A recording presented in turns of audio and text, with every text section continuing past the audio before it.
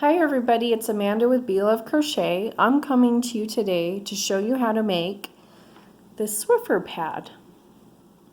So this is just the normal Swiffer,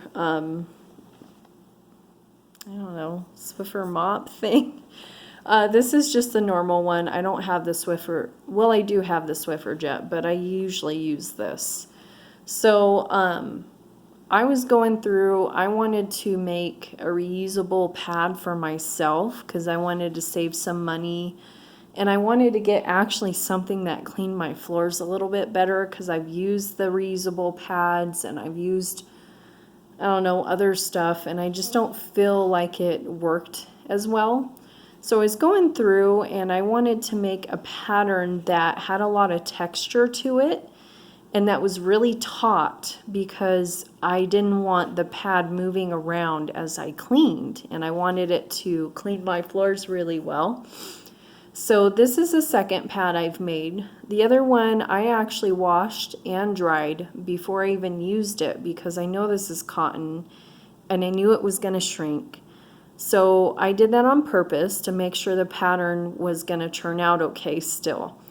So after it washed and dried, I did put it on here. It's a little taut getting on, but it fit just fine. And I used it to clean my floors, and oh my gosh, it worked amazing. My floors came out so nice and clean. The stuff I needed to scrub, I didn't have to scrub as hard, so that was kind of nice.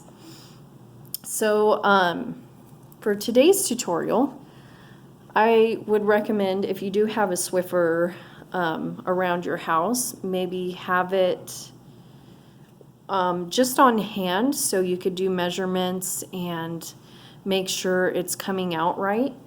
Now for this pattern in particular, the width-wise of your Swiffer jet pad is about 11.5 inches from side to side, and then the height is about 6 inches. Sorry, I know it's hard to see here. So I did all the measurements while and before and during, all that stuff I did when I was making this pattern to make sure it turned out well.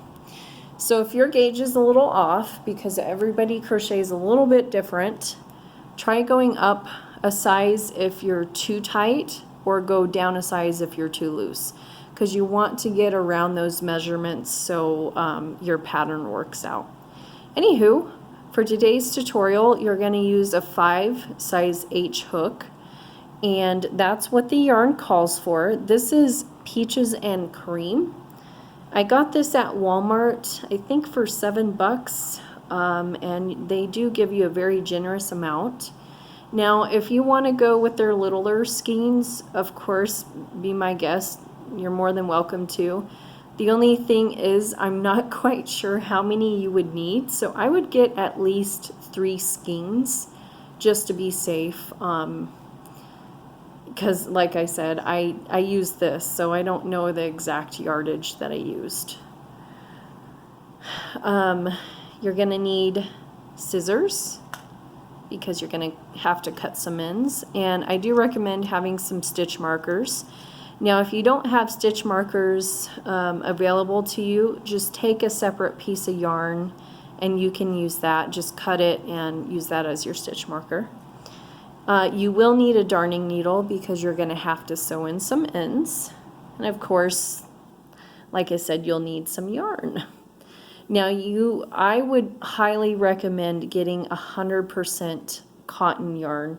The reason is it's going to hold up really well, and like I said, I already shrunk this pattern before I even used it, and it still worked perfectly. So when you start this pattern, you need to leave a generous amount of tail left. The reason for that is because we're going to use this to sew in some ends later down the road. Alright, so to start off, you're going to make your slip knot. And we're going to do a chain of 70. So in today's tutorial, we're doing the Suzette stitch, and in Suzette stitch, it's a multiple of 2s, and also you will need to know single crochet and double crochet, and that's it.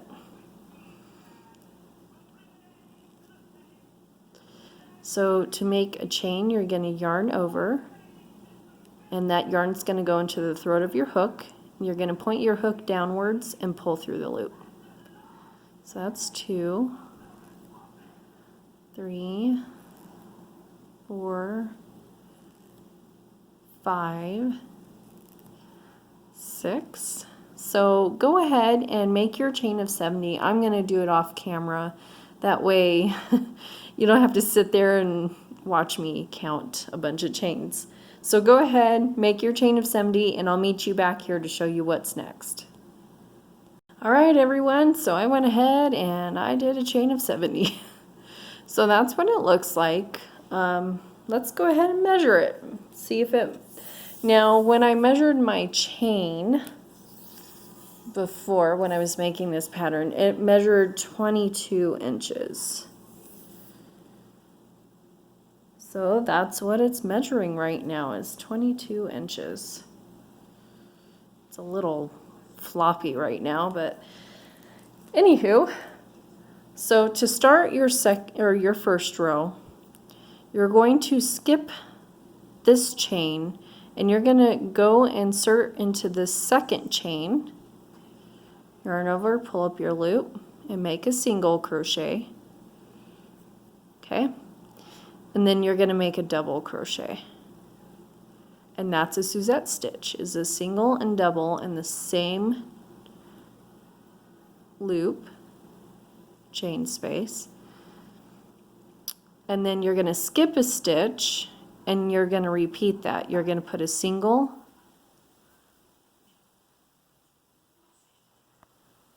my phone's going in and out, sorry. So that's your single, and then you're going to make a double.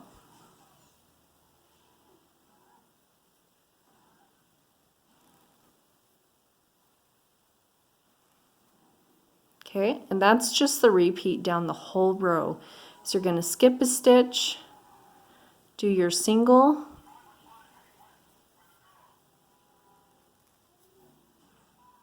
okay. Sorry, my phone is acting a little strange right now. And then do your double.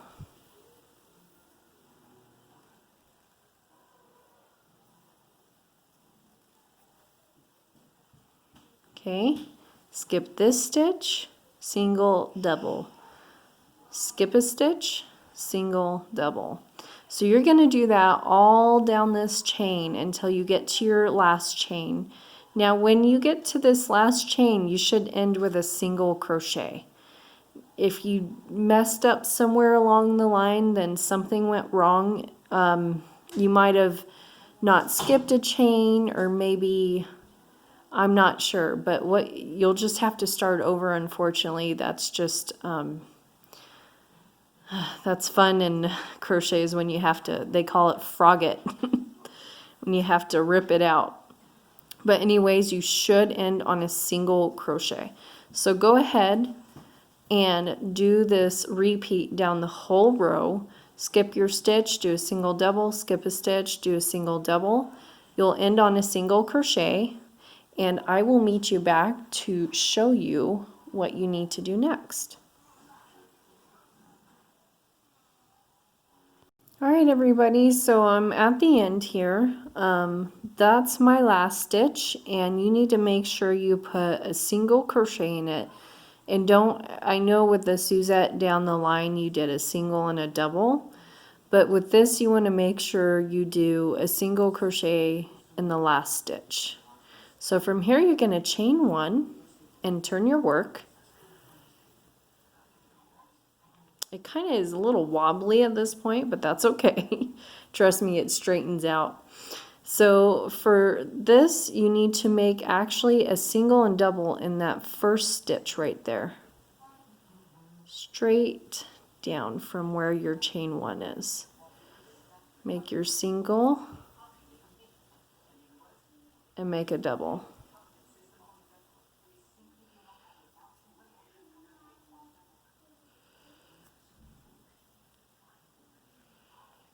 Okay, so where you need to make your Suzette from the previous row into your, for your second row, is you have your double crochet right here, which is kind of taller, and then you'll have this single crochet from the previous row. That's where you're putting your next Suzette stitches, in that single crochet. So you're going to do a single and a double. Okay.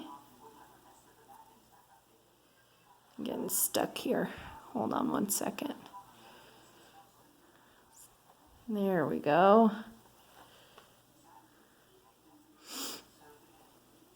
And do your double. Sorry guys, I hate how my phone does this sometimes. It like gets light, gets dark. Has some sort of sun thing on it, so it's trying to compensate for something. Anyways, so you have your double right there, and then there's your single. So you need to make sure you put your next Suzette in that single crochet. So do a single and a double.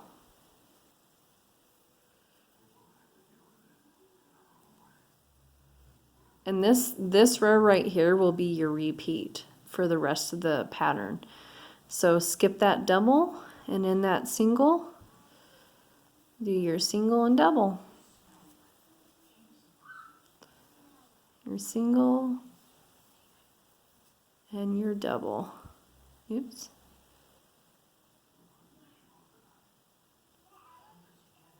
Here we go.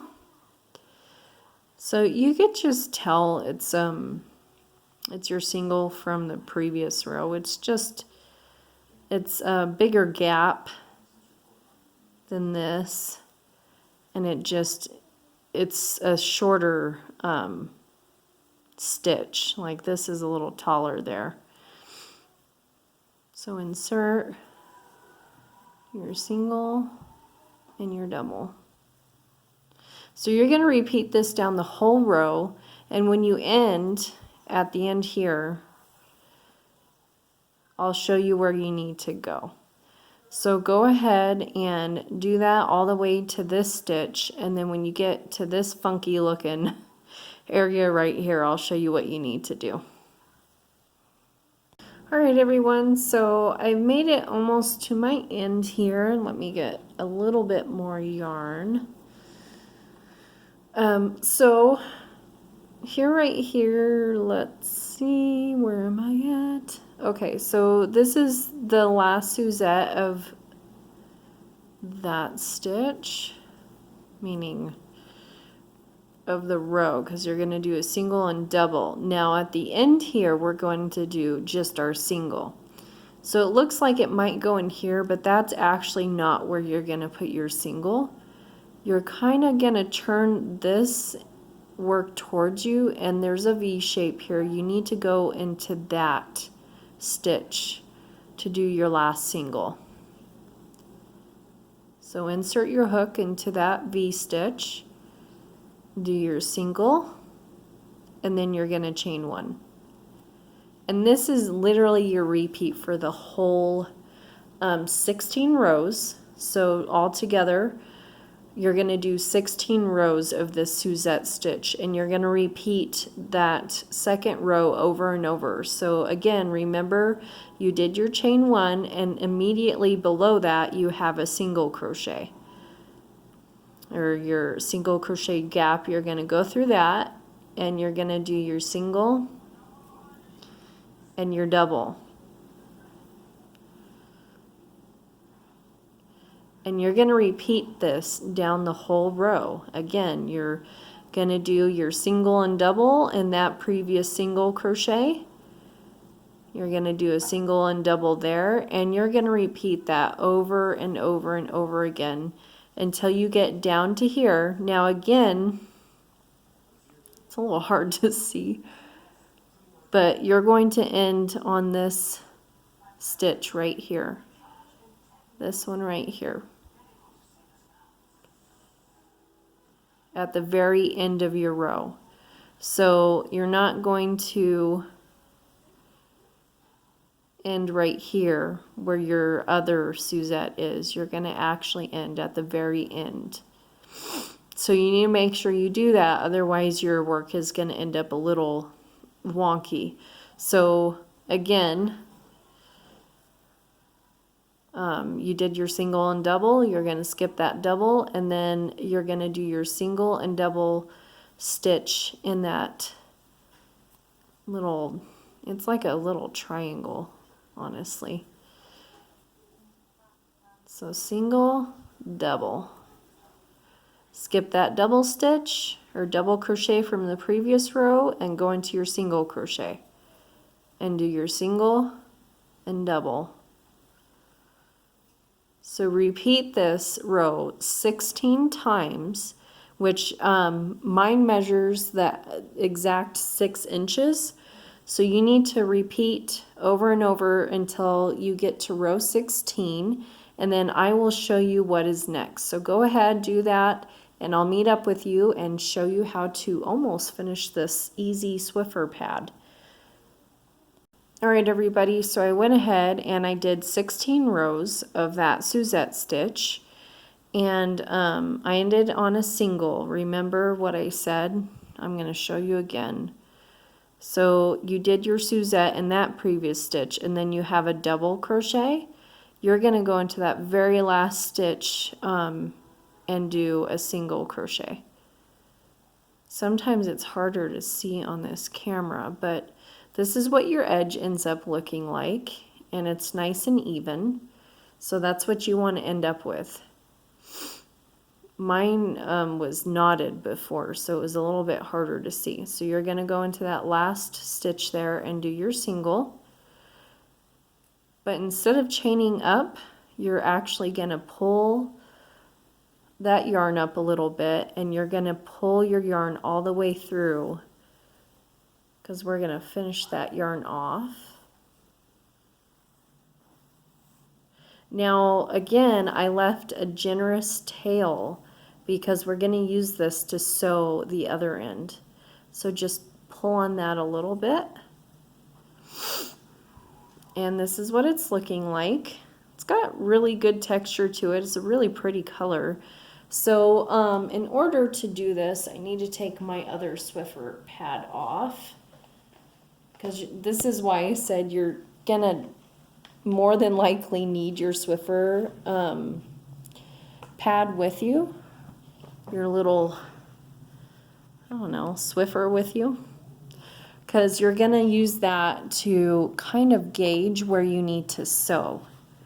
So I put this is going to be a little bit difficult because I have to pick up my camera. But anyways, I just put my pad against it as evenly as possible. And what I do is I'm going to turn it this way, and I'm going to fold this on top. And what you do is adjust it any way you need to adjust it. And you want it taut. And what you're going to do is you're going to take your stitch marker on each side, and that last stitch there you're going to hook and make sure you go into the stitch on the bottom. So let me show you what I mean by that. You're going to take the stitch marker, you're going to go into this last stitch here. Okay, hopefully, let me put you guys down for a second. This is hard to do on camera sometimes. So you're going to go through that stitch there, and then you're going to make sure this is taut, and then you're going to see where your stitch is on the bottom, and then hook it into there. And that just gives you a good gauge on where you need to stitch or you need to sew. So you're going to do this on this side. If you do it on this side, you're going to end up closing in your work, and you won't be able to take your pad off. So go ahead, let's put a stitch marker on the other side. Okay. Let's see, go through here. And then go through the bottom one. This is the best way I can get it. I mean, to make it as even as possible. And it's okay, we're gonna sew that in so you'll have a total of 1, 2, 3 stitches kind of in the middle there. So what we're gonna do next is we're gonna pull this off here. Let me get this guy off. Stuck. Okay. So this side is a little bit more difficult, I noticed when I did my other Swiffer jet. The reason is because this was our foundation and it's just a little bit harder to tell where the stitches are, what your count is. So what I tried to do, let me get my stitch markers, is I tried my best to count like whatever space gap I got up here, I tried to count that down here.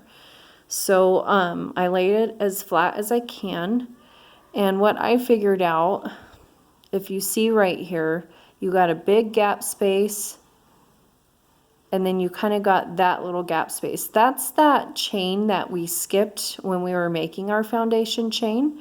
So this counts as 1. And then this little bunch where you got your little hole counts as 2, 3, 4, and 5. So what I did, once I figured that out, let me see. Sorry guys, this is kind of a little bit different when you're doing it on camera. 1, 2, 3, 4, 5. So right next to that 5, we're going to go into this chain right here, and then find your space right here and hook it together. And see how it's pretty even going down. And then same right here. So 1, 2, 3, 4, 5. So you're going to go into this one right here. And then you're going to go into that one right there. And that just shows you where you need to sew when you're sewing it. Okay, get your huge, extra large, extra long tail. Put your darning needle on. Okay, and what you're going to do is make sure this is the side you want it on, because we're going to flip this inside out when we're done. You're going to go through where you put your stitch marker and go through both of those.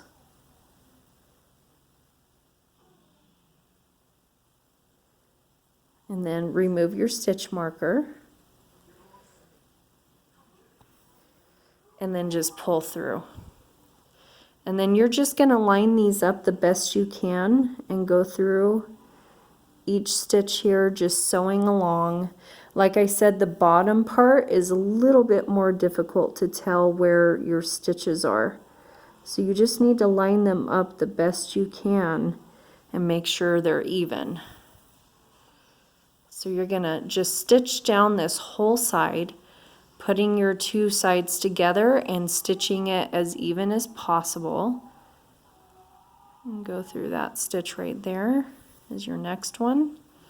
So go ahead and do that. I'm going to pause you for a second, and then I'll show you, once I get to here, I'll show you what I do to get up here. Okay, so as you can see, I went and I sewed that up the side there. This is my last stitch right here.